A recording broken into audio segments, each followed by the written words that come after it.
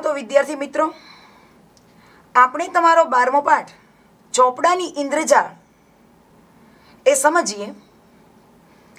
ચોપડાની ઇન્દ્રજાળ પાઠનો સાહિત્ય પ્રકાર છે આત્મકથા ખંડ। એના લેખક છે ચંદ્રકાંત પંડ્યા। ચંદ્રકાંત પંડ્યાનો જન્મ તારીખ 31/8/1920 અને એમનું અવસાન 13/10/2001 થયું હતું। ચંદ્રકાંત જેઠાલાલ પંડ્યાનો જન્મ વલસાડ જિલ્લાના ધરમપુરમાં થયો હતો। તેમણે મુંબઈ યુનિવર્સિટીમાંથી ટીડીની પદવી મેળવી હતી। સંગીતમાં પણ નિપુણતા મેળવી હતી। શિક્ષક તરીકે હાલોલ અને નવસારીમાં કામગીરી કરી હતી। સામાજિક અને સેવા ક્ષેત્રમાં તેમનું પ્રદાન નોંધપાત્ર છે। બાનો ભીખુ ભાગ 1-2, સુદામે દીઠી, દ્વારમતી, યુરોપ પ્રવાસ, ખડીક સંઘ, શ્યામ રંગનો, આફ્રિકાનો પ્રવાસ, વસાહતીઓનું વતન, અમેરિકાનો પ્રવાસ તેમના નોંધપાત્ર પુસ્તકો છે। સાહિત્યિક પત્રકારત્વમાં પણ તેમનું યોગદાન છે। ભીખુએ આ પાઠનું મુખ્ય નાયક પાત્ર એ ભીખુ છે, જે 10મા ધોરણમાં ભણે છે અને 14 વર્ષનો જ છે।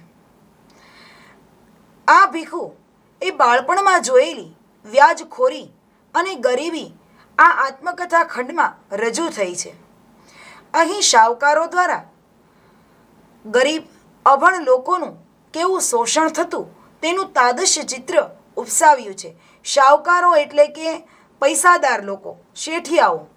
તો આ શેઠિયાઓ દ્વારા ગરીબ અભણ લોકોનું કઈ રીતે શોષણ થતું એનું તાદશ્ય ચિત્ર અહીંયા ઉપસાવ્યું છે। આવું માત્ર ગુજરાતમાં જ થતું એવું નથી, પણ સમગ્ર ભારતમાં પણ આ જ સ્થિતિ છે। એક તરફ વ્યાજ પર વ્યાજ ચડાવતા શાહુકારો છે, તો બીજી તરફ એ જ શાહુકારોના દીકરા તરફ વાત્સલ્ય ભાવ દાખવતા દેણદાર લોકો પણ છે। જીવડાની કરુણ સ્થિતિ જોઈને કિશોર ભીખુમાં સૂક્ષ્મ પરિવર્તન આવે છે, જેના કારણે એ દેવાના ચોપડા ફાડી નાખીને કરજમાંથી જીવલાને મુક્ત કરે છે। પોતાના પિતા અને માતા પણ વ્યાજ વસૂલાતની ઇન્દ્રજાળમાં કેવી રીતે રચ્યા પચ્યા હતા એ નિખાલસતા આ પાઠનું જમા પાસું છે। અહીં ચોપડાની ઇન્દ્રજાળ એટલે વ્યાજની એવી જાળ કે જેમાંથી ગરીબ ક્યારેય છટકી શકતો નથી, તેનું હૃદયસ્પર્શી આલેખન કર્યું છે। હવે મિત્રો, જો તમને મારી સાદી ભાષામાં સમજાવું તો વાર્તા રૂપે આપણે જોઈએ કે આ પાઠનું મુખ્ય પાત્ર છે ભીખુ। ભીખુ છે એ 10મા ધોરણમાં ભણે છે, 14 વર્ષનો, બરાબર તમારી જ ઉંમરનો બાળક છે। તો આ પ્રસ્તુત પાઠ છે એટલે કે ચોપડાની ઇન્દ્રજાળ આ આત્મકથા ખંડમાં લેખકે ભીખુના પાત્ર દ્વારા શાહુકારો કઈ રીતે ગરીબ, ભોળી અને રાકડી પ્રજાનું શોષણ કરતા એ વાતનો અહીંયા ચિતાર આપ્યો છે। આ પાઠની અંદર શાહુકારો છે એ ગરીબ પ્રજા ઉપર શોષણખોરી, વ્યાજખોરીનો એવો ધંધો ચલાવતા કે 17-5-95નું ગણિત એટલે કે ખોટું જ ગણિત એવું ચલાવનાર શાહુકારો એ બિચારા ગરીબ ખેડૂતો પાસેથી વ્યાજ ઉપર વ્યાજ લીધા જ કરે અને આ ભોળી પ્રજા એ શોષણનો ભોગ જ બન્યા કરતી। આવી સ્થિતિ ભારતમાં છે। હવે ભીખુ છે જે મુખ્ય પાત્ર 10 વર્ષનું 10મા ધોરણમાં ભણતું 14 વર્ષનું જે બાળક છે, આ ભીખુના માતા પિતાએ પણ મરઘમાળથી 5 માઇલ દૂર આવેલા એટલે કે ધરમપુર ગામથી 5 માઇલ દૂર આવેલા મરઘમાળ ગામે રહેતા જીવલા નામના ખેડૂત પર આવી જ ઇન્દ્રજાળ ફેલાવી હતી। એટલે કે ભીખુના માતા પિતાએ પણ આ જીવલાને એક સમયે 300 રૂપિયા વ્યાજે આપ્યા હતા। હવે આ જીવલો એ એ દાનતનો શુદ્ધ હતો. ભીખુના પિતાનું મૃત્યુ થયું. ત્યારબાદ ભાંડડામાં સૌથી ભીખુ મોટો છે એટલે એની માતા છે એ દર રવિવારે ઉઘરાણી માટે એ મરઘમાળ ગામે ભીખુને મોકલે છે. ભીખુએ જીવલાની સ્થિતિ પોતાની દ્રષ્ટિથી જોઈ અને એને ખ્યાલ આવ્યો કે જીવલો તો કેટલો બધો ગરીબ છે, પણ છતાંય જીવલાનું મન, એની વૃત્તિ એ દાનતનો શુદ્ધ છે. પોતે ગમે તે ગરીબાઈમાં રહે છે જીવલો, એની પેટે પાટા બાંધીને પણ જે શાહુકારોનું જે વ્યાજ છે એ ચૂકવવું તો જોઈએ જ. એટલે કે શાહુકારના દીકરાને આપદા ન પડવી જોઈએ એવા વિચારવાળો જીવલો એ પાછો દાનતનો ચોખ્ખો. પોતાને પૈસા નથી ચૂકવવા એવું નથી, જીવલાને પૈસા ચૂકવવા જ છે, પણ એક પછી એક વર્ષો એવા કાંઠા જાય કે વરસાદ બહુ થતો નથી અને પાક નીપજતો નથી. એટલે ખેતીવાડી ન થાય એટલે જીવલો એ કાંઈ ઋણ ચૂકવી શકતો નથી, પૈસા આપી શકતો નથી અને વ્યાજ પર વ્યાજ જીવલા પર ચડતું જ જાય છે. હવે આ જીવલો છતાં પણ ગમે એટલી મુશ્કેલી છે, ગરીબાઈ છે, છતાં પણ પોતાના શાહુકારના દીકરાને તકલીફ ન પડવી જોઈએ એવા વિચારથી એ ભીખુના ઘરે અવારનવાર વર્ષે ને વર્ષે ડાંગર, લાકડા, શાકભાજી આવું કંઈક ને કંઈક બધું ભર્યા જ કરે છે, દીધા જ કરે છે. અને છતાંય આ ચોપડાની ઇન્દ્રજાળ એવી કે આ બધી વસ્તુનું ગણિત કે સરવાળો આ ચોપડામાં ન થાય. ચોપડે તો માત્ર ને માત્ર રોકડા રૂપિયા જ ચડે. એટલે કેટલું બધું વર્ષે ને વર્ષે દઈ જાય છતાંય જીવલો તો એટલો ને એટલો જ ઋણી. વારે પ્રસંગે એ બિચારો આવે એટલે ઢોર વૈતરું કરતો જાય, કેટલા બિચારો કામ કરતો જાય અને છતાંય એ તો જન્મો જન્મનો ઋણી જ રહ્યો.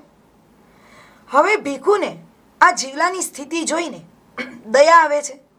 એટલે એકવાર જ્યારે જીવલો એ ભીખુના ઘરે આવે છે ત્યારે ભીખુ જીવલાને પૂછે છે કે જીવલા, તે મારા પિતા પાસેથી વ્યાજે કેટલા પૈસા લીધા હતા?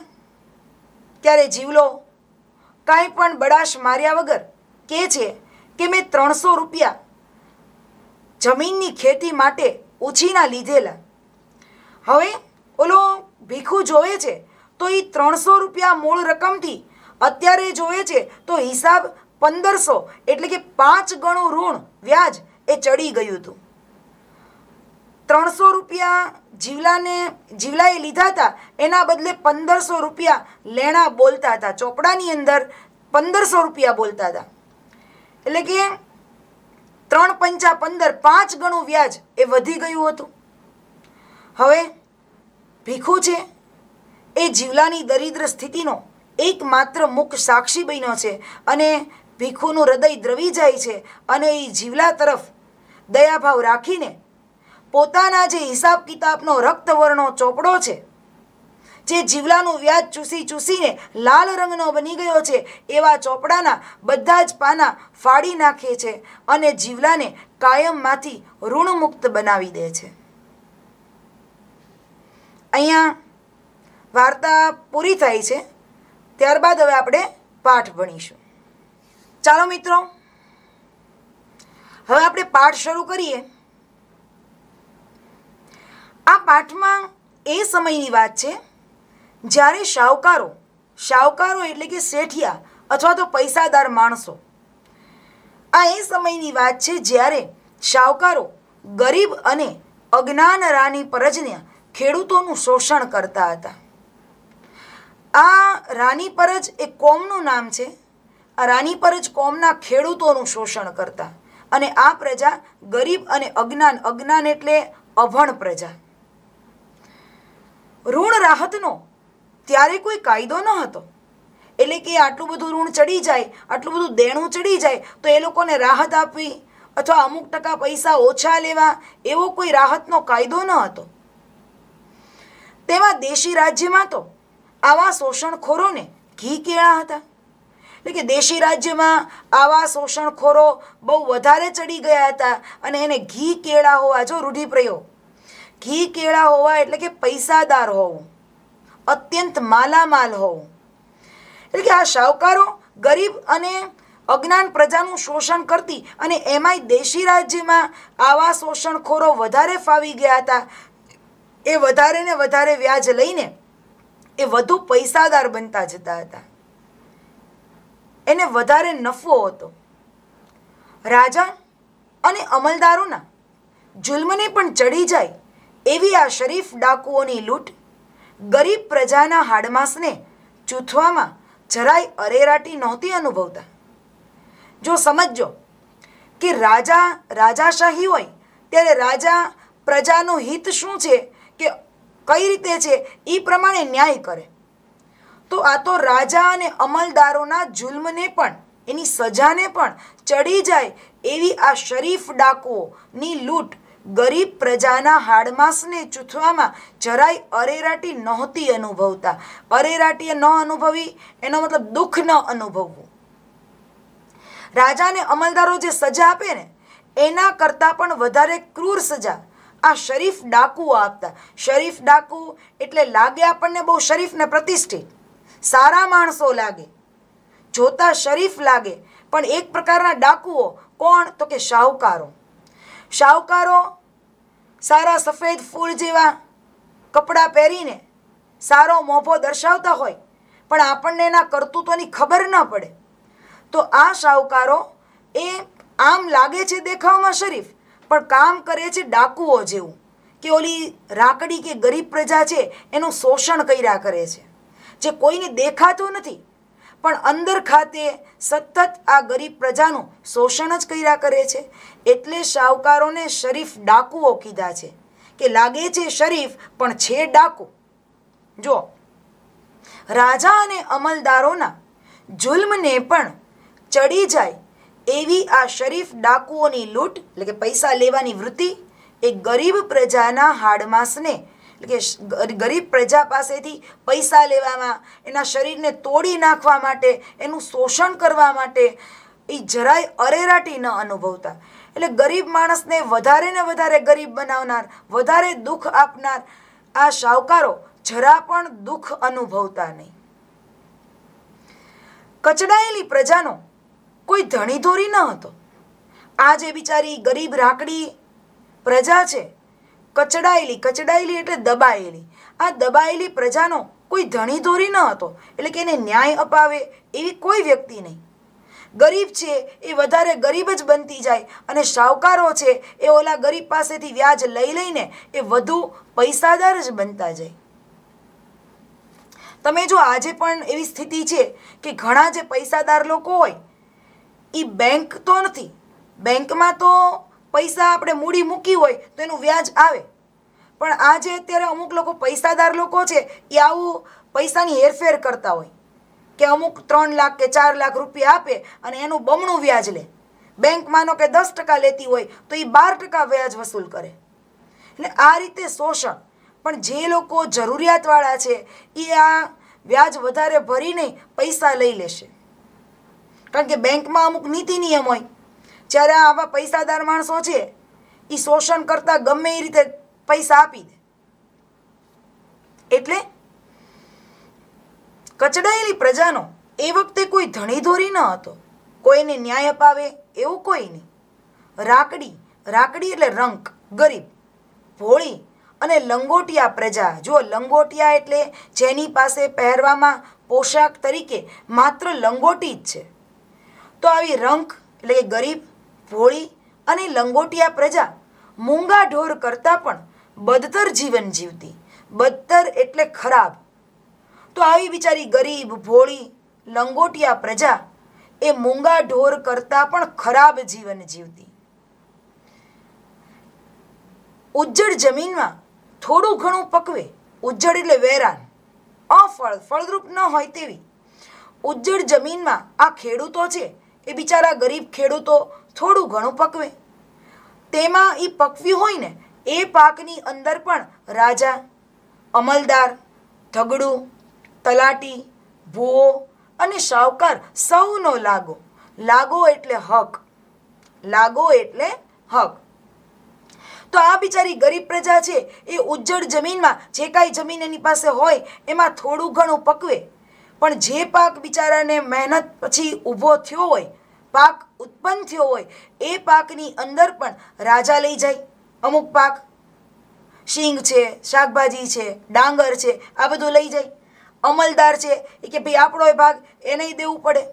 ધગડું એટલે પોલીસ અથવા પસાતિયાઓ, તો એનો પણ હક એ પણ લઈ જાય. તલાટી મંત્રી એટલે મહેસૂલ વસૂલ કરે એવા સરકારી કર્મચારી, તો તલાટી એનો પણ ભાગ. ભૂવો એટલે ભૂતને એવું ભગાવનાર તાંત્રિક, તો એને પૈસા પાક આપવો પડે. જે કાંઈ ખેતીવાડીમાં થયું હોય એને આપવાનું. શાહુકાર એટલે શેઠિયો, જેની પાસેથી થોડાક પૈસા લીધા હોય એટલે એ જન્મનો ઋણી, એટલે જે કાંઈ ખેતીવાડીમાં પાક થાય એ બધું એને વર્ષે ને વર્ષે આપ્યા કરવાનું. આ બધાનો એના પર હક. તો પછી આટલું બિચારો જમીનમાં પકવે, પાક ઉત્પન્ન થાય, જો આટલા બધા રહી જાય તો પછી પાછળ રહે શું? એટલે ઓલો ગરીબ ખેડૂત છે એ ગરીબને ગરીબ જ રહે, અને આ કેટલા બધા મફતિયા એની પાસેથી બધું લઈ જાય. પ્રસંગે બધું કામ પડતું મૂકીને પણ બધાની વેઠ કરવા એ બંધાયેલો. વેઠ એટલે વૈતરું, અને એવું વૈતરું કે જેના કામ બદલ એને મહેનતાણું ન મળે, પૈસા ન મળે, એને વેઠ કહેવાય. જુઓ, ઓલો બિચારો ગરીબ ખેડૂત છે એ વર્ષે જે કાંઈ પાક થાય એમાં રાજા, અમલદાર, ધગડું, તલાટી આ બધાને થોડું આપવાનું. હવે થોડુંક વધે એ પોતે ખાવા પીવાનું કે વેચીને એનો નફો કાઢે. એમાંય પાછું પ્રસંગો આવે, જો શાહુકારને ત્યાં, ઓલા ધગડુને ત્યાં, અમલદારને ત્યાં, રાજાને ત્યાં, જો એને કોઈ પ્રસંગ આવે, લગ્ન પ્રસંગ હોય કે ખરાબ પ્રસંગ હોય, બધું પોતાનું કામ મૂકીને એની ત્યાં વેઠ કરવા એ બંધાયેલો, કાયમ માટેનો ઋણી. અહીંયા વાત એવી છે કે માનો કે 300 રૂપિયા કે 400 રૂપિયા એણે કોઈ શાહુકાર પાસેથી કોઈ ગરીબ માણસે, ખેડૂતે વ્યાજે લીધા, તો એના બદલે એ શાહુકારનો જન્મનો ઋણી બની ગયો. એટલે એ ખેડૂત બિચારો જે કાંઈ પકવે એ શાહુકારને એમાંથી દીધા જ કરવાનું, અને તોય પાછા ઓલા 300-400 જે લીધા હોય એમાંથી કાંઈ ઓછા તો ન જ થાય.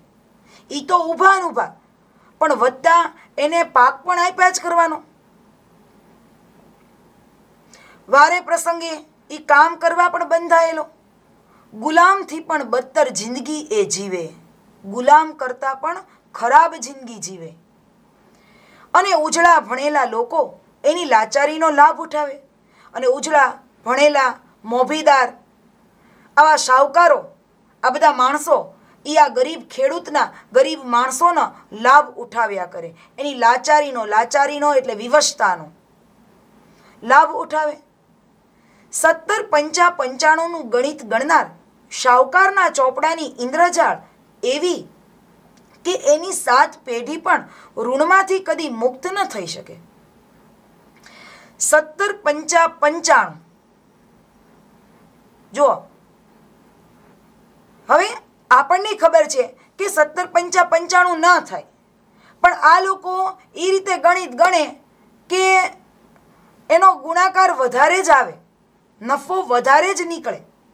તો 17 પંચા 95નું એવું અવળું ગણિત ગણે, ખોટું ગણિત ગણે, કપટથી ગણે કે શાહુકારના ચોપડાની ઇન્દ્રજાળમાં ઓલો ફસાયેલો ગરીબ ખેડૂત એની 7 પેઢી પણ એની ઋણમાંથી મુક્ત નહીં થઈ શકે.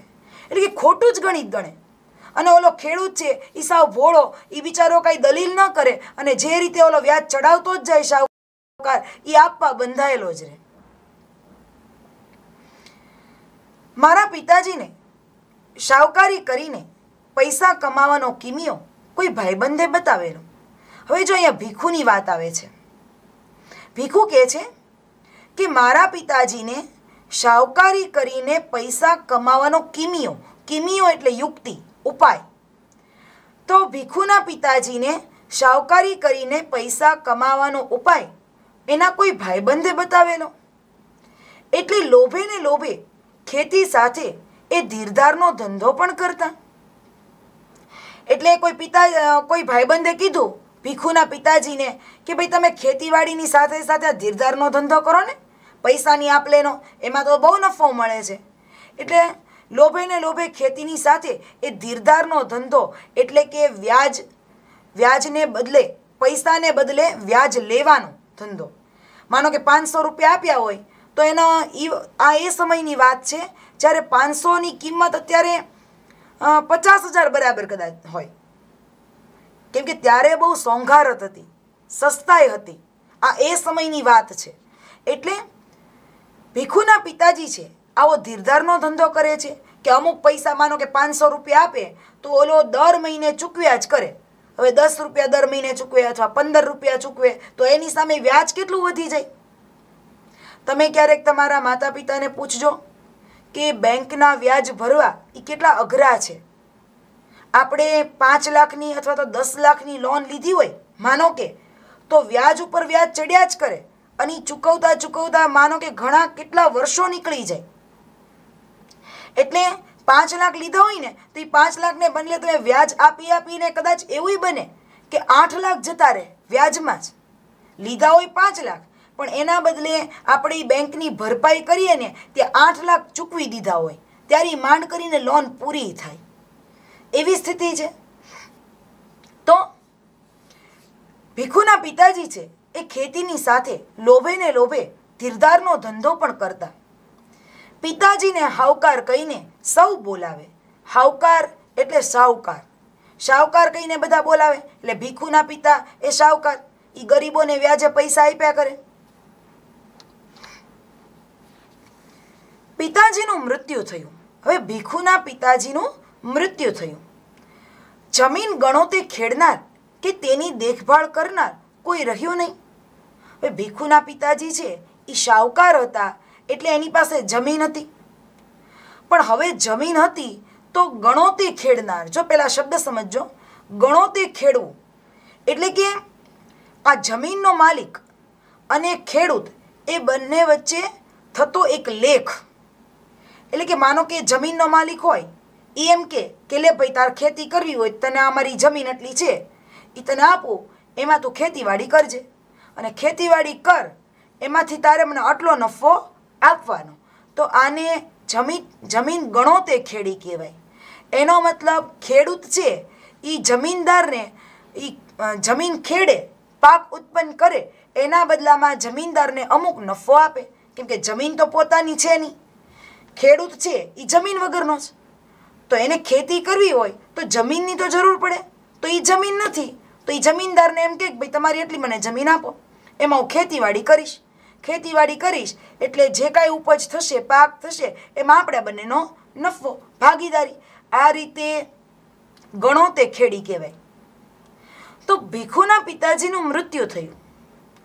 હવે જમીન ગણોતે ખેડનાર કે તેની દેખભાળ કરનાર કોઈ રહ્યું નહીં. એટલે અમે મૂળ શેઠને સોંપી દીધી. લેખક કહે છે અમારી પાસે જે જમીન હતી એ કોઈ ખેડી દે અને અમને નફો આપે એવું ગણોતે ખેડનાર કોઈ ખેડૂત ન રહ્યો. એની દેખભાળ કરનાર, સાળ સંભાળ કરનાર કોઈ વ્યક્તિ ન રહ્યું.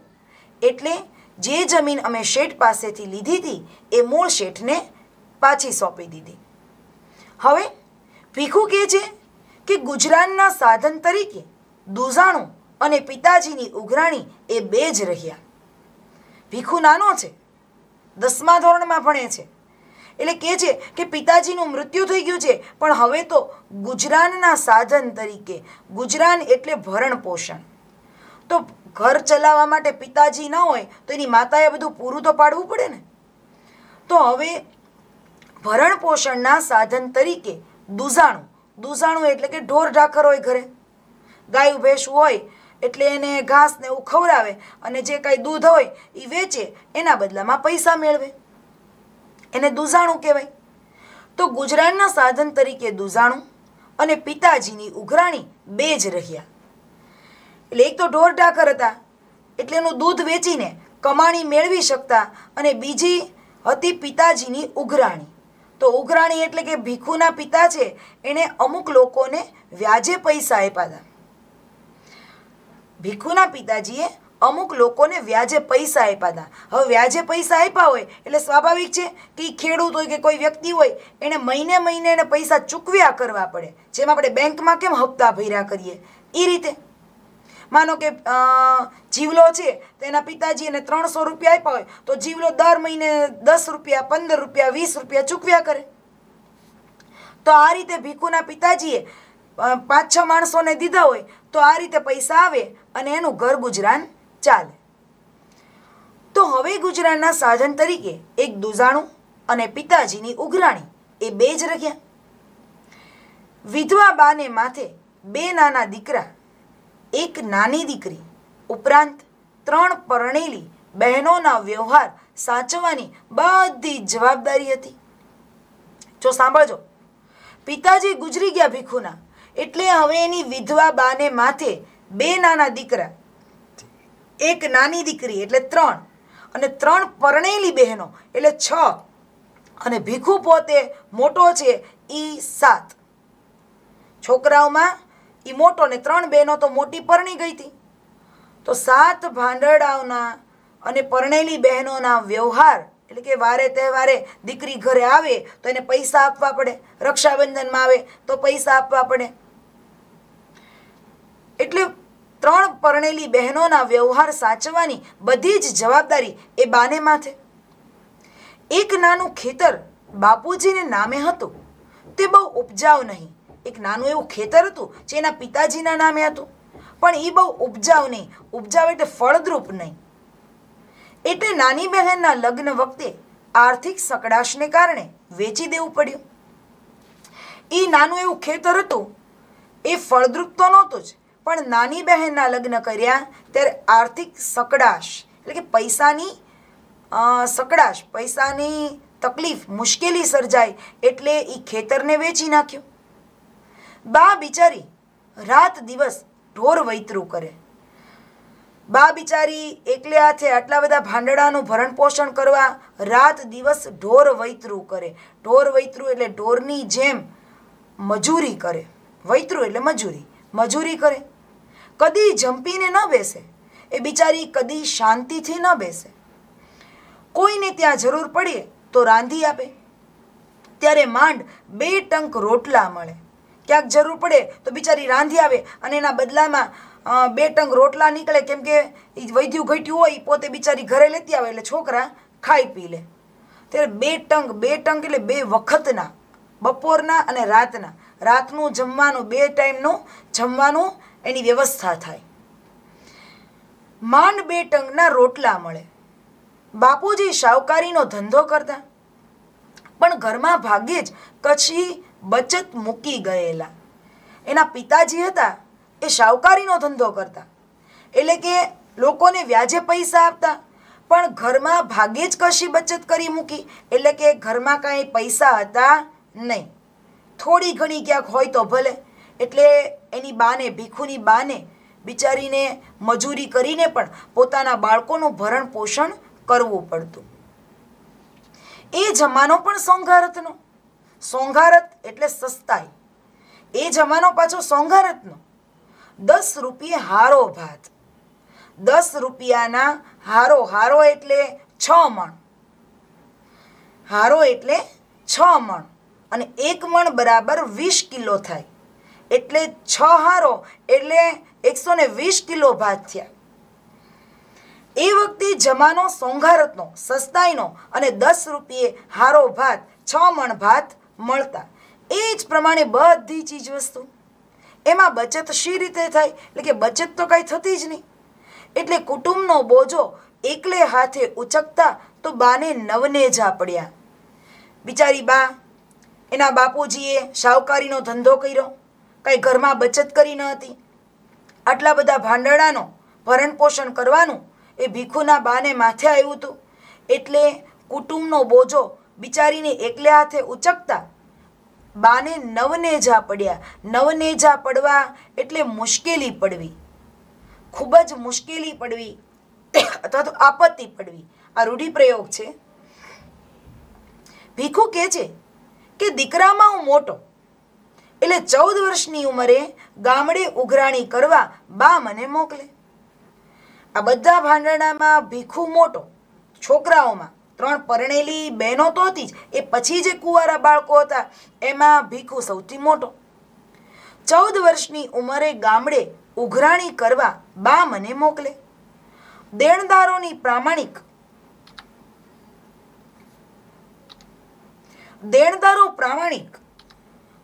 પણ ખેતીના વર્ષો એક પછી એક એવા ખરાબ આવે કે લેણદારોને રોકડ કંઈ આપી ન શકે. સમજો વાક્ય. જો આપણે વાક્ય ફરી વાંચીએ, દેણદારો પ્રામાણિક.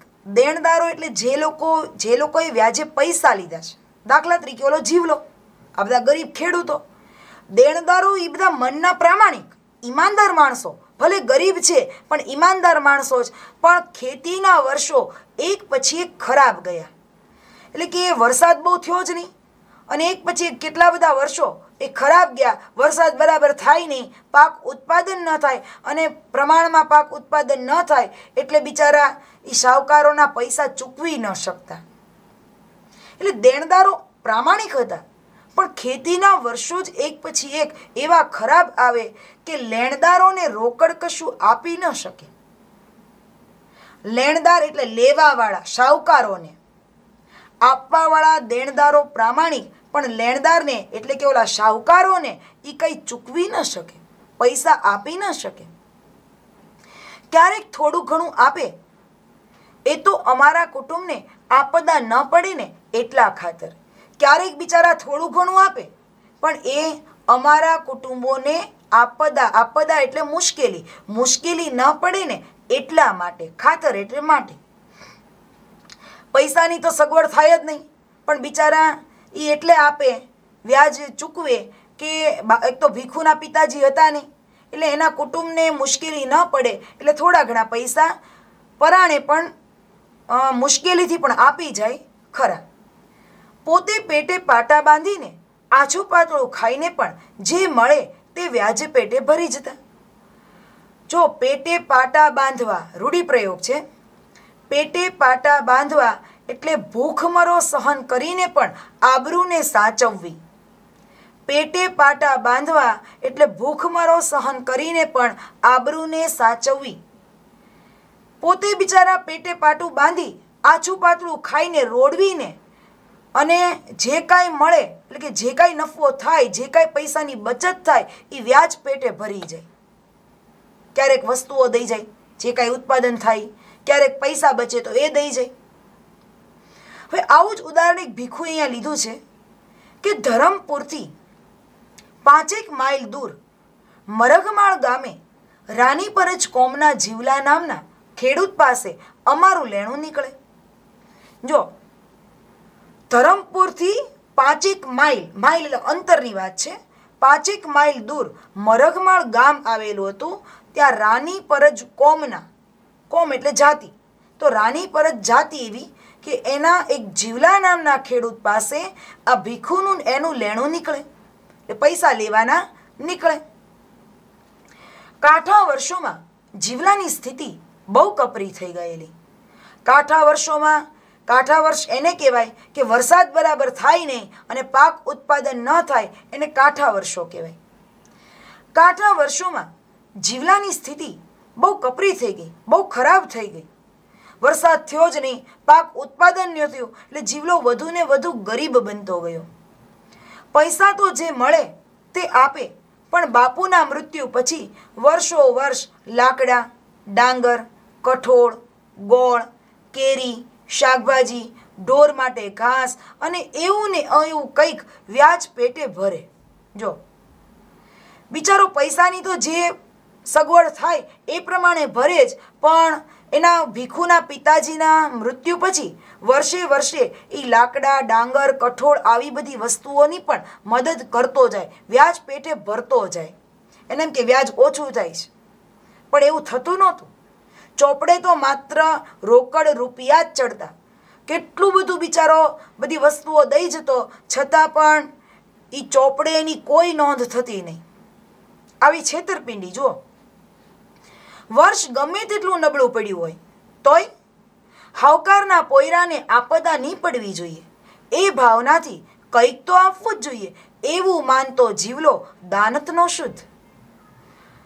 વર્ષ ગમે એટલું નબળું પડ્યું હોય, એટલે કે આવક થાય કે ન થાય, વરસાદ ન પડે અને ભલે કદાચ પાક ઓછો થાય, ગમે એટલી મુશ્કેલી સર્જાય, ગમે એટલી સ્થિતિ ગરીબ બની જાય, પણ સાવકારના પોયરા એટલે છોકરાને આપદા એટલે આપત્તિ, મુશ્કેલી, ગમે એટલું વર્ષ નબળું જાય તોય સાવકારના છોકરાને મુશ્કેલી ન પડવી જોઈએ એવી ભાવનાવાળો, કંઈક તો સાવકારના દીકરાને આપવું જ જોઈએ એવું માનનારો જીવલો એ દાનતનો શુદ્ધ, એટલે કે વૃત્તિ, એનું મન એ ચોખ્ખું. જીવલો બિચારો અવારનવાર ઘેર આવતો. જો જીવલો છે અવારનવાર ભીખુને ત્યાં જતો. ભીખુના પિતાજી મૃત્યુ પામ્યા છે, ભીખુને એની સ્થિતિ પણ નબળી જ થઈ ગઈ છે, એટલે જીવલો અવારનવાર ભીખુના ઘરે જતો. ભીખુ કહે છે, જીવલાને મારા પર પુષ્કળ પ્રેમ, ભલે ગમે એટલા પૈસા ચૂકવવાના થાય છતાં પણ આ શાહુકારો એના પર વ્યાજ ઉપર વ્યાજ નાખ્યા જ કરતા છતાં પણ જીવલાને ઓલા ભીખુ પર પુષ્કળ પ્રેમ હતો. શેરડી, બોર, જાંબુ, કેરી એવું કંઈક ને કંઈક એ મારા માટે લાવે છે. તેની સાથે કોઈવાર તેનો પુત્ર ગોવિંદ પણ હેર જોવાની લાલચે આવે. જો હેર એટલે શહેર, આ તળપદાર શબ્દો છે, ધ્યાન દેજો. ઓલો જીવલો અવારનવાર ઘરે આવે અને જ્યારે આવે ત્યારે શેરડી, બોર, જાંબુ, કેરી આવું કંઈક ને કંઈક લાવે, ભીખુ માટે લેતો જ આવે. અને એની સાથે કોઈક વાર તો એનો પુત્ર ગોવિંદ પણ શહેર જોવાની લાલચે બિચારો આવતો. લંગોટી અને મેલું જીર્ણ ડગલું એ એનો પોશાક.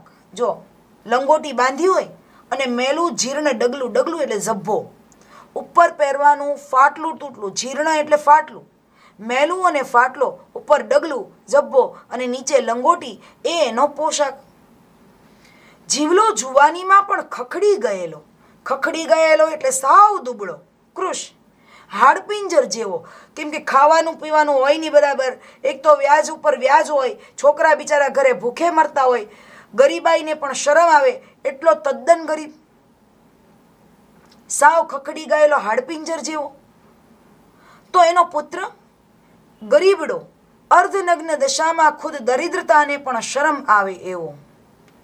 તો એનો પુત્ર ઓલો ગોવિંદ એકદમ ગરીબડો, અર્ધનગ્ન દશામાં પૂરતા કપડાં પણ પહેરવા નથી અને ખુદ દરિદ્રતા એટલે ગરીબાઈને પણ શરમ આવી જાય ને એટલો કંગાળ, એટલો ગરીબ લાગે. જીવલાના કુટુંબની આવી કરુણ દશા છતાં તેની વફાદારી, એનો મૂક સાક્ષી જેવો હું માત્ર આ બધું જોયા કરતો. ભીખુ કહે છે કે જીવલાના કુટુંબની આવી કરુણ દશા, આટલી બધી ગરીબાઈ અને છતાંય તેની વફાદારી, એની ઈમાનદારી, એનો મૂક એટલે મૂંગો એવો સાક્ષી માત્ર હું. એટલે ભીખુ એવું કહેવા માંગે છે કે હું બોલતો નહીં, પણ એમ કે હું એ વાતનો સાક્ષી હતો, સબૂત હતો કે જીવલો આટલો બધો ગરીબ છે, એની કરુણ દશા છે, છતાંય એનું મન વફાદાર છે. એનો મુખ સાક્ષી એવો હું માત્ર આ બધી જીવલાની સ્થિતિ એ જોયા જ કરતો કે જીવલો આટલો બધો ગરીબ છે છતાંય જ્યારે આવે છે ત્યારે કંઈક ને કંઈક લેતો આવે છે અને છતાંય એ જન્મનો અમારો ઋણી જ છે. આ બધું ભીખુ જાણતો. બાપુ ગુજરી ગયા પછી બા મને ઉઘરાણીએ મોકલે. ભીખુના પિતાજી મૃત્યુ પામ્યા ત્યારબાદ એની માં એ કાયમ ભીખુને ઉઘરાણીએ મોકલતા. ઉઘરાણી કરવી એટલે પૈસા માગવા, એટલે કે જીવલાને પૈસા આપ્યા હોય તો એના વ્યાજે પૈસા લેવા જવા, એને ઉઘરાણી કરી કે પૈસા માગવા. મરઘમાળમાં જીવલા ઉપરાંત પણ એક બે લેણદાર હતા. મરઘમાળ ગામે જીવલા સિવાયના પણ 2-3 બીજા લેણદાર હતા. તેઓ જીવલાની સરખામણીમાં જરાક ઠીક સ્થિતિના કહેવાય. એટલે એમ કહે છે કે મરઘમાળ ગામની અંદર જીવલો તો હતો જ, એની સાથે બીજા પણ 2-3 જણા કે જેની પાસે વ્યાજ લેવાનું નીકળતું હતું. એટલે ભીખુએ જીવલા પાસે તો પૈસા લેવાના જ, પણ બીજા પણ 2-3 જણા હતા જેને એના પિતાજીએ પૈસા આપી રાખેલા. એટલે વ્યાજે એ બધા 2-3 જણાએ ભીખુને પૈસા આપવાના થાય. તેઓ જીવલાની સરખામણીમાં જરાક ઠીક સ્થિતિના, એટલે જીવલા કરતાં એ થોડાક પરિસ્થિતિના સારા, એટલે થોડોક પૈસો એની પાસે હતો, એટલે બાને તેમના પૈસા નિયમિત મળતા. જીવલા સિવાયના પણ 2-3 જણા પાસે ભીખુને એને પૈસા લેવાના નીકળતા હતા, પણ એ લોકોની સ્થિતિ જીવલા કરતાં સારી, એટલે એ લોકોના પૈસા મહિને ને મહિને સમયસર ભીખુના બાને મળી જતા. પણ જીવલો વધારે ગરીબ, વધારે કંગાળ, એટલે એ પૈસા ચૂકવી શકતો નહીં. પણ જીવલો તદ્દન ભાંગી ગયેલો, સાવ ગરીબ. પત્ની મરી ગયેલી, એમાં એની પત્ની મૃત્યુ પામી. તેનું 12મું કરવા માટે વળી બીજો શાહુકાર કરેલો. એક તો જીવલો સાવ તદ્દન ભાંગી ગયેલો, સાવ ગરીબ, એમાં એની પત્ની મૃત્યુ પામી હતી, અને એનું 12મું એટલે દાડો કરવો હોય. મૃત્યુ થયા પછી, મર્યા પછી દાડો કરવો પડે. તો આ દાડો કરવા લોકોને અમુકને જમાડવા પડે, એની પાછળ વિધિ કરવી પડે. તો એનું 12મું કરવા માટે વળી એણે એક બીજો શાહુકાર કર્યો હતો. એટલે જીવલાને ઓલા ભીખુને તો પૈસા આપવાના જ, પણ બીજો શાહુકાર કર્યો હતો. બીજા કોઈક શેઠિયા પાસે પોતાની પત્નીનું 12મું કરવા માટે પૈસા ઉછીના લીધેલા. એટલે હવે તો જીવલા ઉપર કડક ઉઘરાણી થાય. એટલે આ ભીખુની માય તે માગ્યા કરે, અને બીજો ઓલો જે શાહુકાર છે જેની પાસે પત્નીનું 12મું કરવા પૈસા લીધા છે, એ શાહુકારી માગ્યા કરે. એટલે કડક ઉઘરાણી થતી. અહીંયાથી આ માગ્યા કરે, અહીંથી આ પૈસા માગ્યા કરે. રવિવારે બા મને ઉઘરાણીએ મોકલે. ભાતામાં કોઈ વાર સુખડી તો કોઈ વાર શક્કરપારા બનાવી આપે. રવિવાર આવે એટલે ભીખુની માં એ ભીખુને ઉઘરાણી કરવા મોકલે, અને ભાતામાં એટલે એ સવારથી જાય એટલે સમય લાગે, જઈને આવે એટલે ગામે ચાલીને જવાનું, તો ભૂખ રસ્તામાં લાગે ભીખુને એને, એટલે ભાતામાં સાથે જમવાનું બાંધી આપે. સુખડી, કોઈ વાર શક્કરપારા બનાવી આપે. દિવાળી પછી તો લગભગ દર રવિવારે ઉઘરાણીએ જવાનો કાર્યક્રમ નક્કી જ હોય. દર રવિવાર આવે એટલે ઉઘરાણીએ જવાનું. નદીમાં નાહવાનું મળે, ઋતુના ફળો ખાવા મળે, ચણાનો ઓળો, શેરડી. જો ચણાનો ઓળો એ સમજજો તમે, ઓલા લીલા પોપટાનો આવે ઓળો, લીલા પોપટા આવે, એ લીલા પોપટાને શેકીને ખાય, એટલે એનો ઓળો કહેવાય એને. એટલે નદીમાં નાહવાનું મળે, ઋતુના ફળો ખાવા મળે, ચણાનો ઓળો, શેરડી, બોર, કેરી જે મળે એ બધું પેટ ભરીને ખાવાનું, અને ઘર માટે પણ લાવવાનું. રસ્તામાં જ્યાં જ્યાં ફળનો બધા વૃક્ષો આવતા જાય, લેતા જાય, થેલી ભરતા જાય, ખાતાય જાય અને થેલીઓ ભરતાય જાય. સાથે 2-3 મિત્રોય હોય, એટલે રસ્તો ક્યાંય કપાઈ જાય એ ખબર જ ના પડે. સાથે 2-3 મિત્રોય હોય, એટલે રસ્તો તો ક્યાં કપાઈ જાય, વાતોમાં ગપાટા મારતા ખબર પણ ના પડે. એક રવિવારે એ જ રીતે ઉઘરાણી કરવા જીવલાને ત્યાં મરઘમાળ ગામે જવાનું થયું. એક રવિવારે આ રીતે જ ઉઘરાણી કરવા માટે જીવલાને ત્યાં મરઘમાળ ગામે જવાનું થયું. બરાબર સમજજો હવે. સાથે મારા મિત્રો મહમદ અને રસિક હતા. આ નામ યાદ રાખજો એકાદ વાક્યમાં, કે સાથે મારા મિત્રો મહમદ અને રસિક હતા. બીજે ઉઘરાણી કરવા જવાનું નહોતું, એટલે બાએ કશું ભાતું બંધાવ્યું ન હતું. બીજે ક્યાંય ઉઘરાણી કરવા જવાનું નહોતું, એટલે બાએ કાંઈ ભાતું સાથે જમવાનું પણ બંધાવ્યું ન હતું. અમે જીવલાને ઘેર પહોંચ્યા. ભીખુ કહે છે, અમે ને મારા 2 મિત્રો એ જીવલાને ઘેર પહોંચ્યા. તો માલુમ પડ્યું કે જીવલો કામ અંગે કશે બહાર ગયો હતો. ત્યારે ખબર પડી કે જીવલો તો ઘરે છે નહીં, કંઈક કામે બહાર ગયો છે. 12 વાગતા આવી પૂગે એમ ગોવિંદે કહ્યું. ગોવિંદ એટલે જો જીવલાનો દીકરો, પુત્ર. પણ 12 વાગતા આવી પહોંચશે, પૂગહે એટલે પહોંચશે, પણ 12 વાગતા આવી પહોંચશે એમ એના દીકરા ગોવિંદે કહ્યું. એટલે સમયનો સદુપયોગ કરવા અમે એના ખેતરમાં ઉપડ્યા. ભીખુ કે જીવલાને આવતા વાર લાગે એમાંથી 12 વાગ્યા સુધીમાં આવી જાય એવી માહિતી મળી, એટલે સમયનો સદુપયોગ થાય એટલે અમે લોકો ખેતરે ઉપડ્યા. બોરડી ઉપરથી સરસ મજાના મીઠા રાંદેરી બોર પાડ્યા. એ તો જીવલાના ખેતરે ઉપડી ગયા. બોરડી પરથી સરસ મજાના રાંદેરી બોર, જો રાંદેરી એટલે એ બોરની એક જાત છે, મીઠા બોર, એ રાંદેરી બોર પાડ્યા.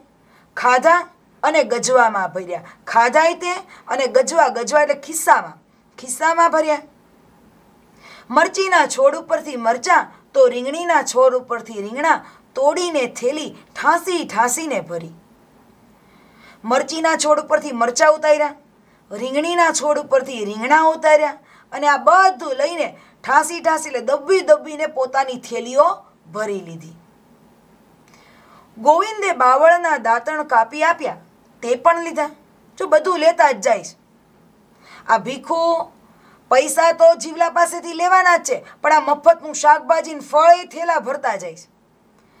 ગોવિંદે એટલે કે જીવલાના દીકરાએ બાવળના દાંતણ કાપી આપ્યા, એ પણ થેલીમાં નાખ્યા, એને લઈ લીધા. નદીમાં નાહ્યા અને જીવલાની ઝૂંપડીએ આવ્યા. આ બધું લઈને જીવલાની ઝૂંપડીએ આવ્યા. ત્યારે જીવલો આવી ગયો હતો. હવે આ બધું ભરીને, આ બધું કરી લઈને કારવીને ખાઈ પીને આરામ કરીને આવ્યા તો હવે જીવલો આવી ગયો હતો. જીવલાએ તેણે પૂછ્યું, ભીખલા, બપોર થઈ ગયા, કાંઈ ખાધું કે ભૂખ્યો જ? જીવલાએ તરત ભીખુને પૂછ્યું કે એલા ભીખલા, બપોર થઈ ગઈ, કાંઈ ખાધું કે હજી ભૂખ્યો જ છો? ડોહાડીએ હું બાંધી આવેલું છે? ડોહાડી એટલે ડોશી, એટલે કે ભીખુની માં. તારી માએ શું બાંધી આપ્યું છે? આયલું છે એટલે આપ્યું છે. મેં કહ્યું, એટલે કે ભીખુએ કીધું, અમે તરત પાછા જવાના હતા એટલે ભાતું નથી લાવ્યા, કે અમે તરત નીકળી જવાના હતા એટલે બાએ કાંઈ ભાતું નથી આપ્યું, અમે કાંઈ લાવ્યા નથી. જીવલો કહે, પોયરા, ભૂખ્યો તો નીચ જવા દઉં, દાળ ચોખા આપું ને અને ખીચડી બનાવી નાખ. તરત જ બોલો જીવલો કે પોયરા એટલે છોકરા. જો પોયરા, છોકરા, ભૂખ્યો તો નીચ જવા દઉં, ભૂખ્યો તો નહીં જવા દઉં, દાળ ચોખા આપું ને ખીચડી બનાવી નાખ. જીવલો ગરીબ છે પણ મનનો ઉદાર છે. ભીખુ અને એની માતા ગમે એટલી નિર્દયતા દાખવે છે છતાં પણ જીવલો મનનો એટલો શુદ્ધ છે કે શાહુકારના દીકરાનું ધ્યાન રાખવું જ પડે. એટલે કહે છે કે દાળ ચોખા આપું ને, લે ખીચડી બનાવી નાખ. ખીચડી કે દાળ ભાત ભીખુ કે મને બહુ ભાવે નહીં. અને એ કડાકૂટ કરે કોણ? કડાકૂટ એટલે માથાકૂટ, અને એવી પાછી માથાકૂટ બનાવવાની કરે કોણ? એટલે ના પાડી દીધી કે મારે ખીચડી નથી ખાવી. પણ જીવલો એમ શાનો માને? ભીખલાને હીરો બહુ ભાવે. ભીખુને હીરો એટલે શીરો બહુ ભાવે નહીં. જો ભીખલાને હીરો બહુ ભાવે એમ કહી ગોવિંદને મોકલી ક્યાંકથી ગાયનું પાશેર ઘી મગાવ્યું. કે એમ કાંઈ તને જવા નહીં દઉં. ખીચડી બનાવવાનું કીધું, ભીખુએ ના પાડી, ખીચડી ભાવે નહીં, માથાકૂટ કરે કોણ? તો તરત જ એણે કીધું કે ભીખલાને શીરો બહુ ભાવે છે. એમ કહીને પોતાના દીકરા ગોવિંદને મોકલ્યો કે બીજા કંઈક મળે તો ગાયનું પાશેર ઘી લઈ આવ. જો પાશેર, એક શેર બરાબર અંદાજિત 450 ગ્રામ જેવું થાય. ક્યાંક કોઈક મટીરિયલમાં 480 ગ્રામ આપ્યું હોય. અને પાશેર એટલે શેરથી, જો પાશેર, શેર અને પાશેર એનાથી અડધાનું અડધું 100 ગ્રામ જેવું, તો એટલું એણે ઘી મગાવ્યું. મોટી દીકરી પાસે ચોખા દળાવ્યા, થોડો ગોળ કાઢીને આપ્યો. મોટી દીકરીને કીધું, ભાઈ તું ચોખા દળી નાખ. થોડો ગોળ કાઢ્યો. 3 પથ્થર પર મૂકીને ચૂલોય બનાવ્યો. ઘી મગાવ્યું, દીકરી પાસે ચોખા દળાવ્યા, થોડો ગોળ કાઢ્યો, 3 પથ્થર પર એને ચૂલો બનાવ્યો. પછી કાંસાના તાસળામાં, જુઓ કાંસા એટલે પિત્તળ, એક પ્રકાર કાંસું ધાતુ છે, એના તાસળામાં, તાસળા એટલે છાલ્યું હોય એવું લાંબુ, આમ લોયા જેવું, એક પ્રકારનું લોયું, છાલ્યું પકતું. તો કાંસાના તાસળામાં લાકડાના તવેથાથી આવડે એવો શીરો મેં બનાવ્યો. હવે જીવલાએ બહુ કીધું એટલે ભીખુએ આવડે એવો શીરો બનાવી નાખ્યો. જીવલો કેળના પાન કાપી લાવ્યો અને જીવલો તરત કેળના પાન તોડી લાવ્યો. ગોવિંદે થોડા કાંદાય સમારી આપ્યા. એ કેળના પાન એટલે જમવા માટે. જો થાળીની વ્યવસ્થા ન હોય પાનની અંદર ખાય. કેળના પાન મોટા આવે એટલે કેળના પાન જીવલો તોડી આવ્યો. ગોવિંદે થોડા કાંદા કાંદા એટલે ડુંગળી ડુંગળી સુધારીને આપી. અને અમે ત્રણેય જણાએ શીરો ખાવા બેઠા. પ્રેમનો શીરો એનો આનંદ વળી ઓર જ હોય છે કે અમે ત્રણેય જણા, ભીખુ કહે છે, હું, મારો મિત્ર રસિક અને મોહમ્મદ, અમે ત્રણેય જણા જમવા બેઠા. આ તો પ્રેમનો શીરો હતો, લાગણીનો શીરો, અને એનો આનંદ ઓર જ હોય છે. ઓર એટલે અનેરો, અલગ જ. અમે ધરાઈને ખાધું. અમે જવા નીકળ્યા તે પહેલાં જીવલાને પૂછ્યું. અને જો ભીખુને જવા નીકળે છે ત્યારે જીવલાને પૂછ્યું, જીવલા, થોડાક પૈસા આપશે કે? થોડા પૈસા આપીશ? પૈસાની જોગવાઈ તો હમણાં નહીં થવાની. કે પૈસાની જોગવાઈ એટલે વ્યવસ્થા, સગવડ. ભીખુએ જીવલાને જતા જતા પૂછ્યું કે જીવલા, થોડાક પૈસા આપીશ ને? તો તરત જ બિચારો જીવલો છે એ એમ કહે છે કે પૈસાની જોગવાઈ એટલે વ્યવસ્થા હમણાં નહીં થવાની, હમણાં નહીં થાય. એમ જીવલાએ લાચારી વ્યક્ત કરી. લાચારી એટલે વિવશતા, કે બિચારો ગરીબ છે, પૈસા ચૂકવી શકે એવી સ્થિતિ નથી, એટલે એ કહે છે કે પૈસાની સગવડ તો હમણાં નહીં થાય. એટલામાં ગોવિંદ વાડામાંથી વાલોળ અને રીંગણા લઈ આવ્યો. અને ત્યાં તો બિચારા પૈસાની સગવડ નથી, પણ એટલામાં એનો જીવલાનો દીકરો ગોવિંદ છે એ વાડામાંથી એટલે એના ખેતરમાંથી એ વાલોળ અને રીંગણા લઈ આવ્યો. પણ અમારી થેલી તો ભરેલી જ હતી. આટલું બધું પહેલાં ખેતરમાં જઈને બધું ભરી દીધું હતું. હવે થેલી તો બધી ભરાઈ ગઈ હતી. એને મૂકવા ક્યાં? આ વાલોળ અને રીંગણાને હવે ભરવા શેમાં? મેં જીવલાને એકાદ થેલી હોય તો આપવા કીધું. જો ભીખું કે ભાઈ હજી એકાદ થેલી હોય તો આપો ને તો બધું ભરી દઈએ. જીવલાને કીધું કે એકાદ થેલી હોય તો આપ. ત્યારે જીવલો કહે, બોડીને ત્યાં વળી કાંકી કેવી? પેલા ભીખુએ કીધું ભાઈ આ થેલી પહેલેથી ભરેલી જ છે, આ વાલોળ રીંગણાને મૂકવા ક્યાં? તો જીવલાને કે એકાદ થેલી હોય તો આપ. તો ત્યારે જીવલો કહે છે કે બોડીને ત્યાં વળી કાંકી કેવી. જો આ કહેવત છે, બોડીને ત્યાં વળી કાંકી કેવી એટલે કે અત્યંત ગરીબાઈ હોવી, અથવા તો જ્યાં જમવાની જ તકલીફ હોય, જ્યાં જમવાનું જ ન હોય ત્યાં સાધનની વ્યવસ્થા ક્યાંથી હોય? જ્યાં જમવાનું જ ન હોય ત્યાં સાધનની વ્યવસ્થા ક્યાંથી હોય? જ્યાં ત્યાંથી ફાટેલો કટકો શોધી આપ્યો. જીવલાએ જ્યાં ત્યાંથી ફાટેલો ટુકડો કપડાનો કટકો એ શોધી આપ્યો. એમાં રીંગણા વાલોળ બાંધ્યા અને અમે ચાલી નીકળ્યા. જો ભીખુ એ બાંધી લીધું પોટલું, રીંગણા વાલોળ બાંધી ચાલી નીકળ્યા. ભીખુ કહે છે પણ તે રાતે મને મોડે સુધી ઊંઘ ન આવી. જીવલાના જ વિચાર આવ્યા કર્યા. એક બાજુ જીવલાનો પ્રેમ અને બીજી બાજુ તેની કારવી ગરીબાઈ યાદ આવ્યા. ભીખુ કહે છે મોડે સુધી રાત્રે મને ઊંઘ જ ન આવી. આખો દિવસ જીવલાનું જે ચિત્ર ગરીબાઈ એના ઘરની જોઈતી એના વિચારો જ આવ્યા કર્યા. એક બાજુ જીવલાનો પ્રેમ હતો કે આટલા ગરીબ હતા છતાંય મને શીરો જમાડ્યો, અને બીજી બાજુ તેની કારમી ગરીબાઈ, કે એની આટલી બધી ગરીબાઈ, આટલી બધી દરિદ્રતા, એ બધું યાદ આવ્યું. એમાંય પાછું એનું વાક્ય કે બોડીને ત્યાં વળી કાંકી કેવી, એટલે ખાવાના ફાફા હોય ત્યાં વળી સાધનની વ્યવસ્થા ક્યાંથી? ઘડી ઘડી આ વાક્ય યાદ જ આવ્યા કર્યું. રાત આખી અજંપામાં ગાળી. આખી રાત અજંપા એટલે અશાંતિમાં જ પસાર થઈ ગઈ. હું શોષણખોર છું, બોડી જેવી જીવલાની દુર્દશા કરનાર એ હું જ છું, એવો ભાવ જાગ્યો. ભીખુ કે આખી રાત ઊંઘ ન આવી, માત્ર ને માત્ર જીવલાના જ વિચાર આવ્યા. આખી રાત અજંપામાં ગાળી અને વારંવાર એવો જ વિચાર આવ્યો કે હું જ શોષણખોર છું, એટલે કે હું જ જીવલા પાસેથી જીવલાનું શોષણ કર્યા કરું છું. બોડી જેવી જીવલાની દુર્દશા કરનાર એ હું જ છું.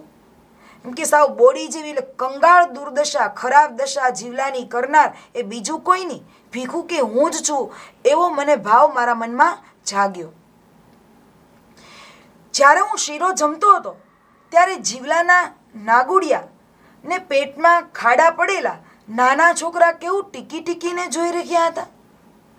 એ બધું એને યાદ આવ્યું કે જ્યારે હું જીવલાને ત્યાં શીરો જમતો હતો એ વખતે જીવલાના નાગુડિયા, નાગુડિયા એટલે નાના બાળકો એના, જેને પોતે પૂરા કપડાય નથી પહેર્યા, જીવલાના ઓલા અર્ધનગ્ન બાળકો જેણે કપડાય પૂરતા પહેર્યા નથી અને પેટમાં ખાડા પડેલા, એના પેટમાં ખાડા પડી ગયા હતા, કેટલા ટાઈમથી સરખું જમ્યાય નથી, એટલા બધા બિચારા ગરીબ છે.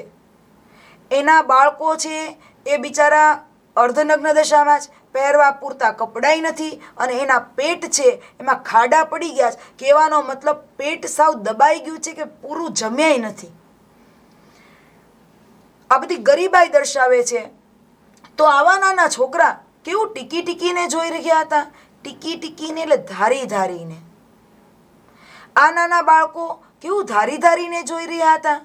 તે દ્રશ્ય ખડું થયું કે શીરો એ જમતા હતા, એ લોકોને તો જમવાનું મળતું નથી, પણ જો જીવલાનો સ્વભાવ, એનું મન કે સાવકારનો છોકરો આવ્યો છે, આપણે ભલે જમીએ કે ન જમીએ પણ એને શીરો જમાડીએ, આવો જીવલાનો ભાવ હતો. એટલું એનું મન ઉદાર હતું. તો આ બધું દ્રશ્ય ભીખુ કે જે ખડું થયું, એટલે બધું ચિત્ર મને યાદ આવ્યું.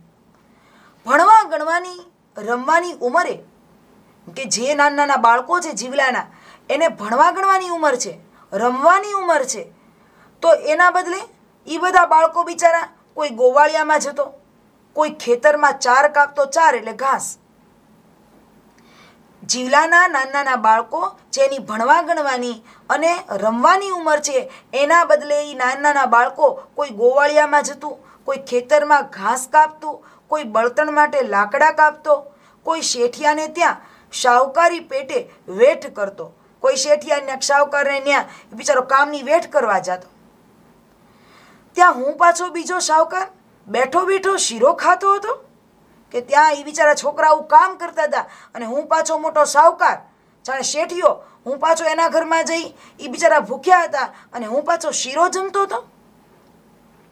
એના છોકરાના મોંના કોળિયા એ મેજ જૂટવ્યા હોય ને એમ મને લાગ્યું.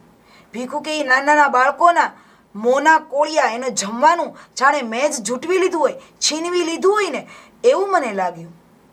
અને તે પણ ઓછું હોય એમ તે 2 થેલીઓ ભરીને શાકભાજી લઈ આવ્યો. મારી જાત પર મને તિરસ્કાર આવ્યો. ભીખુ કે છે જાણી બાળકોના મોંના કોળિયા મેજ જૂટવી લીધા હોય એવો અપરાધ ભાવ જાગ્યો, અને એમાંય ઓછું હતું તો 2 થેલી મેં ભરી લીધી. શાકભાજી બધું ખેતરમાંથી લીધું, ગોવિંદે જે કાંઈ આપ્યું, વાલોળ ને રીંગણા એ પણ ભર્યું. આ બધું ઉપરાંત લેતો આવ્યો. ભીખુ કે છે મારી આવી વૃત્તિ બદલ મારા મનમાં મને ધિક્કાર ઉત્પન્ન થયો. પોતાની જાત પર એને તિરસ્કાર થાય છે, અનાદર, કે અરે રે હું કેવો માણસ કહેવાઉં, આવો ગરીબ જીવલો, આ પૈસા આપી શકે એમ નથી, અને હું બેઠો બેઠો શીરો જમતો હતો, એના બાળકો ભૂખ્યા હતા, અને બાકી હતું તો એ ગરીબના ઘરેથી થેલી ભરી ભરીને શાકે લેતો આવ્યો. પોતાની જાત પર ધિક્કાર ભાવ વ્યક્ત કરે છે. સવારે બાને પૂછ્યું, બા આ જીવલાનું દેવું ક્યારે પૂરું થશે? એ બિચારો તો કેટલો ગરીબ છે. સવાર પડી, બાને પૂછ્યું. ભીખુએ જો આખી રાત અજંપામાં ગાળી હતી, માત્ર ને માત્ર જીવલાના જ વિચાર કર્યા હતા, અને બાને કહે છે કે બા જીવલાનું દેવું ક્યારે પૂરું થશે? એ તો બિચારો કેટલો ગરીબ છે, શી રીતે દેવું ભરી શકશે? બાએ કહ્યું, ફોગટ થોડું આપે છે, ફોગટ એટલે નકામું, ખોટું, ખોટું વ્યર્થ થોડું આપે છે. મૂળાના પતિકા જેવા રૂપિયા રોકડા કાઢીને આપ્યા છે. પણ ભીખુ કે જ મારે ગળે આ વાત ન ઉતરી. એને બાને પૂછ્યું કે આ ભીખુ જીવલો તો કેટલો ગરીબ છે, એ કેમ ચૂકવી શકશે દેવું? ત્યારે બા તો જુઓ નિર્દય બનીને કહે છે કે નકામું થોડું આપે છે, મૂળાના પતિકા જેવા, એનો મતલબ 1-1 રૂપિયા ગણી ગણીને એને આપ્યા છે, રોકડા આપ્યા છે. તે તો આપવું તો પડે જ ને. પણ ભીખુ કહે છે કે મને આ વાત ગળે ઉતરી નહીં, આ વાત સમજાણી નહીં. વાત ગળે ન ઉતરવી એટલે વાત સમજાવી નહીં. વરસ દિવસ પછી જ જીવલો ફસલ લઈને આવ્યો હતો. વરસ દિવસ પછી જ ઓલો જીવલો, એક વરસ ગયું તરત જ ફસલ એટલે પાક લઈને આવ્યો. ગાડું છોડી પછેડીમાં બાંધીને લાવેલો નાગલીનો રોટલો. જો નાગલી એટલે એક પ્રકારનું અનાજ છે, બાવટા જેવું અનાજ. તો બિચારો વરસ દિવસ ગયો એટલે જીવલો પાછો પાક લઈને આવ્યો. જે કાંઈ બધું ખેતીવાડીમાં ઉત્પન્ન થયું હોય, ડાંગર છે, ઓલું નીર નાખવા માટે ઘાસ, શાકભાજી બધું લેતો આવ્યો. ગાડું એને છોડ્યું. પછેડીમાં એટલે એને કાપડના કટકામાં બાંધીને નાગલીનો રોટલો ઓટલે બેસીને ખાતો હતો. બિચારો જે કાંઈ રોટલો લાવ્યો હતો એ ભીખુને ત્યાં ઓટલે બેસીને ખાતો હતો. બાએ અથાણું અને થોડી દાળ આપ્યા હતા. એને ઘેર મને શીરો જમવાનો હક, જ્યારે મારે ઘેર એ પોતાનું ખાવાનું ઓટલે બેસીને ઓશિયાની જેમ ખાય. આ વિરોધાભાસ મને ખૂચ્યો. ભીખુ વિચાર કરે છે કે ઓલો બિચારો જીવલો જ્યારે પાક લઈને ગાડું ભરીને એ ભીખુના ઘરને બધું દેવા આવ્યો, ત્યારે ગાડું છોડી પછેડીમાં પોતાના ઘરથી જે રોટલો લાવ્યો હતો એ ઓટલે બેસીને ખાતો હતો ઓશિયાળાની જેમ. અને બાએ થોડાક અથાણું ને દાળ આપ્યા હતા. પણ ભીખુને વિચાર આવે છે કે એના ઘરે હું ગયો ત્યારે મને શીરો જમવાનો અધિકાર, અને મારે ઘેર જ્યારે આવ્યો છે ત્યારે પોતાનું જ લાવેલું ખાવાનું એ ઓશિયાળાની જેમ ખાય છે.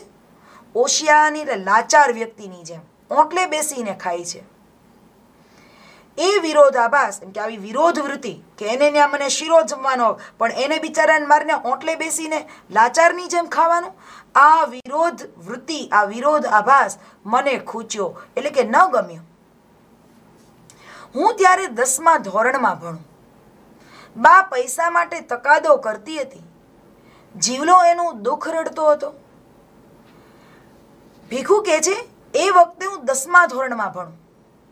બા પૈસા માટે તકાદો કરતી, એટલે બા પૈસા માટે ઉઘરાણી કરતી હતી અને જીવલો એનું દુઃખ રડતો. જીવલો કે આ વખતે વ્યવસ્થા પૈસાની થાય એમ નથી. એ પોતાના દુઃખ દર્દ રડતો હતો. બા ગઈ ને એટલે મેં જીવલાને પૂછ્યું, બાપુજીએ તને કેટલા રૂપિયા ધીર્યા હતા? ધીર્યા એટલે આપ્યા. બા જેવી ગઈ ઉઘરાણી કરતી હતી. જીવલો બિચારો રડતો હતો કે મારી પાસે પૈસાની વ્યવસ્થા નથી. જેવી બા ગઈ ને એટલે મેં તરત જ જીવલાને પૂછ્યું કે બાપુજીએ તને કેટલા રૂપિયા આપ્યા હતા? જીવલાએ અતિશયોક્તિ વિના બધી વાત કરી.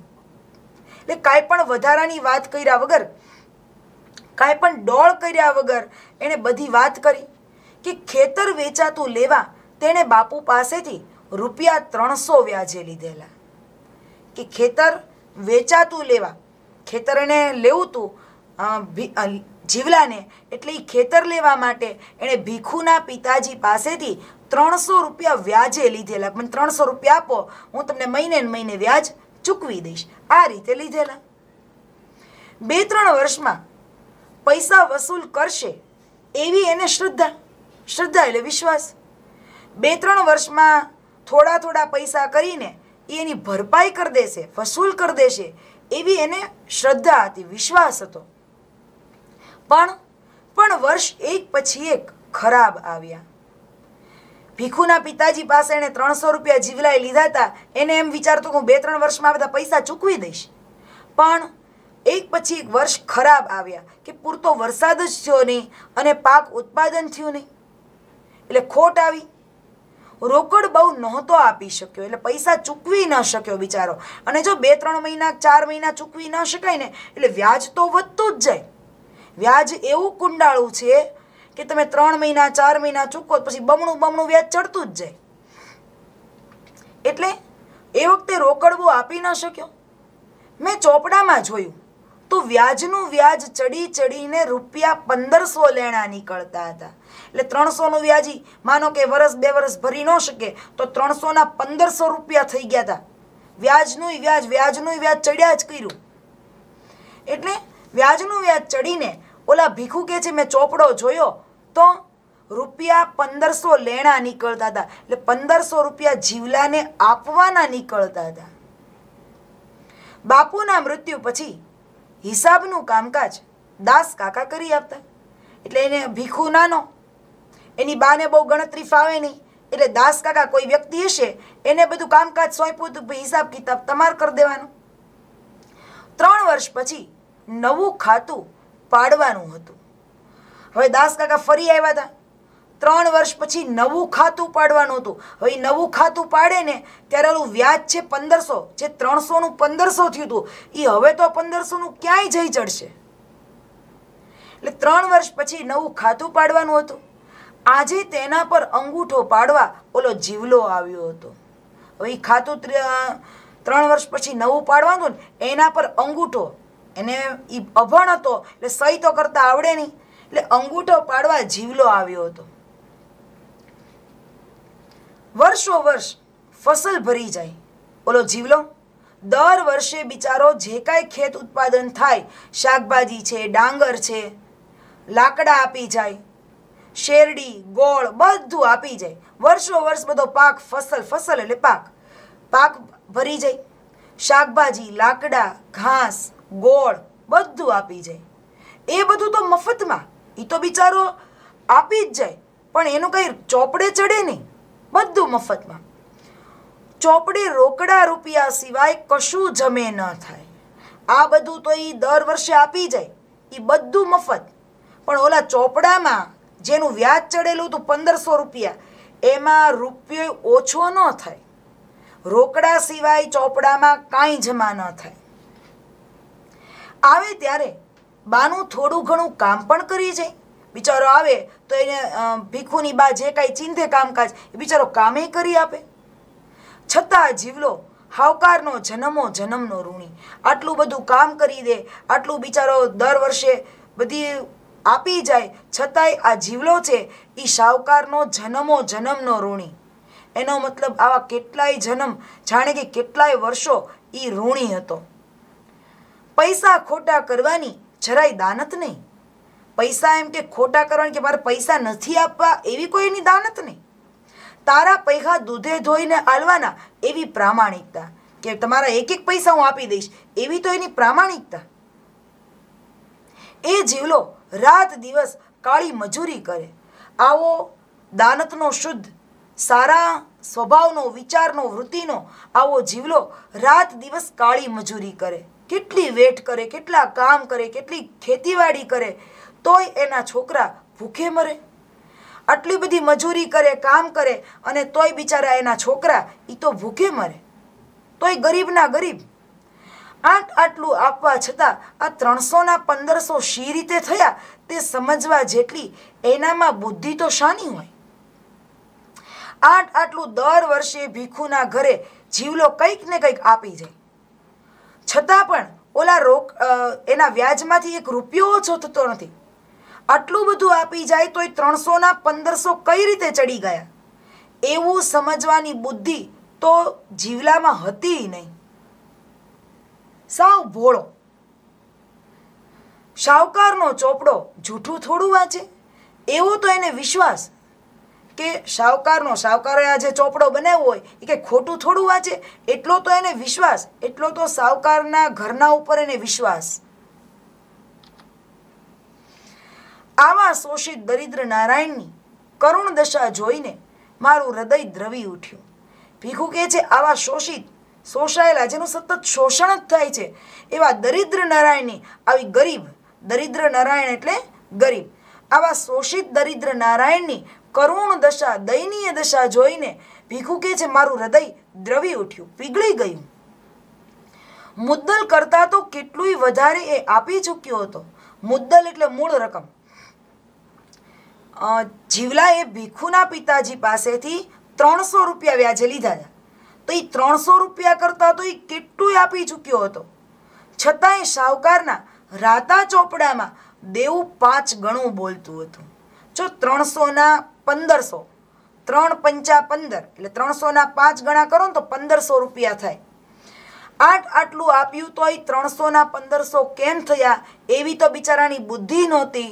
અને સાવકારના આ રાતા લાલ રંગના ચોપડામાં, એનું પૂઠું લાલ રંગનું હોય એવા ચોપડામાં દેવું 5 ગણું બોલતું હતું. અને આજે દાસ કાકા ફરી હિસાબ કરશે. આજે ઓલા દાસ કાકા વળી પાછા હિસાબ કરવા આવ્યા હતા. ત્યારે તો એ ક્યાંય જઈ વધીને ઊભો રહેશે. તો હવે તો 1500ના કેટલાય વધી જશે. જીવલો તો શું, એની 7 પેઢી પણ દેવું ચૂકવી ન શકે ને એવી તો આ ચોપડાની ઇન્દ્રજાળ હતી. જો જીવલો તો શું, એની 7 પેઢીના છોકરાઓના છોકરાઓના છોકરાઓના છોકરા, આ 7 પેઢી સુધી આ શાહુકારનો ભીખુ કે અમારું દેવું ન ચૂકવી શકે ને એવી તો આ ચોપડાની ઇન્દ્રજાળ હતી. ઇન્દ્રજાળ એટલે એવી જાળ કે ઓલા ગરીબો છે એ પોતે શાહુકારને પૈસા ચૂકવી જ ન શકે. એટલે કેમ કે આ શાહુકારોનું ગણિત જ ખોટું, 17 પંચા 95નું ગણિત ગણી નાખતા, ખોટો હિસાબ રાખતા અને માત્ર ને માત્ર એનું શોષણ કર્યા કરતા હતા. મારું હૃદય રડી ઉઠ્યું કે ભીખુ કે છે મારું હૃદય તો રડી પડ્યું, હું તો દુઃખી થઈ ગયો. હું ગાંધીવાદી જીવન જીવું છું ને એવા મારા ખ્યાલો માત્ર દંભ લાગ્યા.